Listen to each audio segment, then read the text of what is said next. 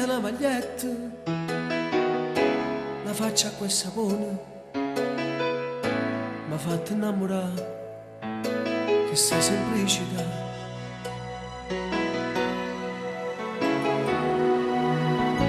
La Napoli in the World Magazine ha l'onore questa sera di essere nel backstage di un artista vero, un grande spettacolo. C'era una volta un jeans e una maglietta. Dopo vari anni si ritorna a Napoli, nella tua Napoli, Nino. Nella mia Napoli e nella mia gente. Sì, è un piacere.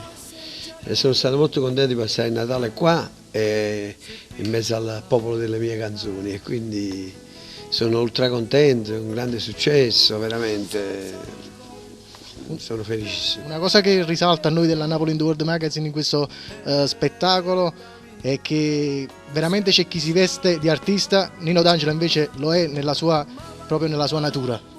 Complimenti per lo spettacolo, non lo scopriamo certo noi, però davvero a vederlo è vibrante, è uno spettacolo vivo, vero. Ti ringrazio, io credo che l'impegno c'è, poi è il pubblico e la gente che decide se uno spettacolo è bello o no. Per cui io sicuramente ho lavorato tanto insieme ai miei colleghi, ho una compagnia meravigliosa, tutti giovani, delle voci straordinarie, i meriti li fanno tutto a me, ma tante volte bisogna stare in una grande squadra per essere bravi e io credo di aver scelto una bella squadra.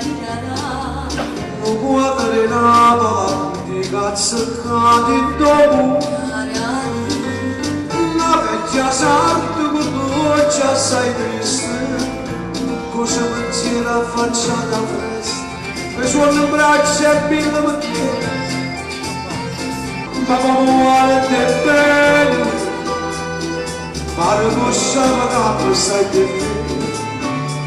e io che cantavo.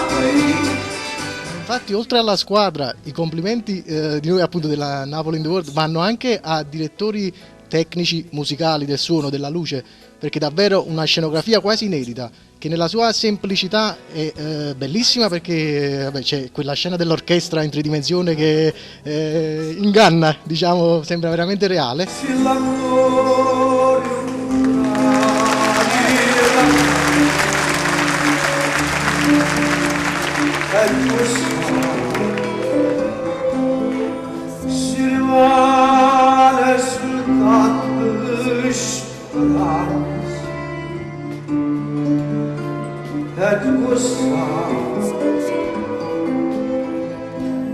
Dopo fa aspettare fino a domani,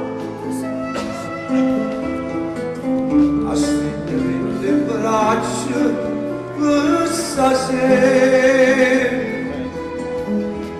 caramella.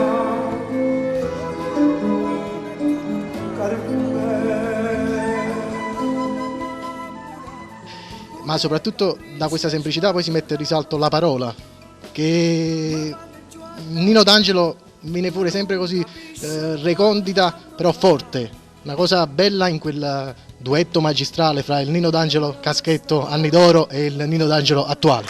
I miei amici mi hanno sempre aiutato, dovevo andare a cantare, non avevo la camicia, mi davano la loro camicia, non avevo la giacca, mi prestavano la loro giacca. Non avevo il vestito, mi davano il loro vestito. Se gli chiedevo un dito, loro mi davano tutta la mano. I miei amici invece non me lo cercano mai il dito. Si pigliano direttamente la mano. Io da giovane ero magro perché mangiavo poco. Per farmi mangiare mi picchiavano sempre. A me invece mi picchiano per non farmi mangiare. Perché ho la pancetta. E quando mi danno la libertà di farlo, poco olio, niente pasta, niente pane, insomma, sono più di giorni dopo mangiato che prima. Io però ho sempre il caschetto. Io per fortuna il caschetto non ce l'ho. Immagini se ce l'avessi.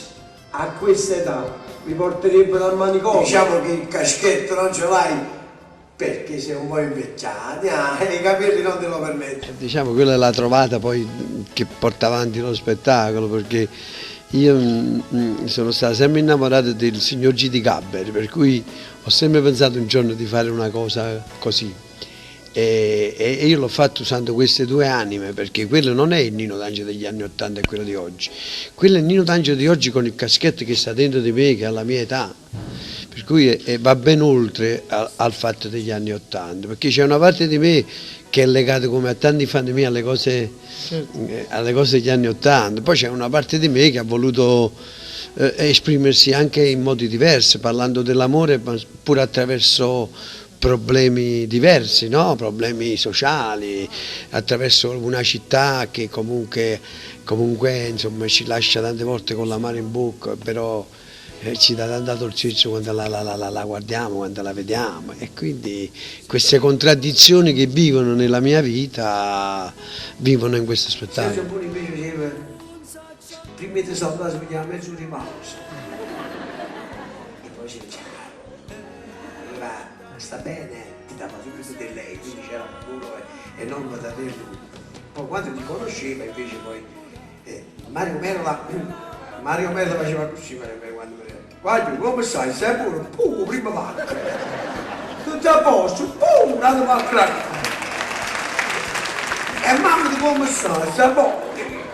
E pazzo, io quando tornavo a casa mamma diceva, voleva così, ho incontrato a Mario Merlo, Però quello che volevo chiedere è, al di fuori poi delle tavole del palcoscenico, come continua questo dualismo nel Nino D'Angelo di oggi? Cioè è più il Nino D'Angelo di oggi che deve ringraziare quello degli esordi, o è il Nino D'Angelo invece diciamo di quello degli esordi che è in credito con quello attuale per averlo completato e liberato magari da un cliché, perché in effetti era sì un vestito importante, però magari attualmente un po' troppo stretto? Sai, parlare di te stesso, io poi sono tutti e due, non è che quello è uno e questo è un altro, però io devo dire una cosa, devo dire che quel Nino D'Angelo là ha vinto, e ha vinto da solo, perché da solo col suo pubblico, perché quel Nino D'Angelo là è stato un rivoluzionario a modo suo, soltanto che nessuno lo diceva, era molto più facile nasconderlo perché veniva da una certa gente, da un certo popolo, no?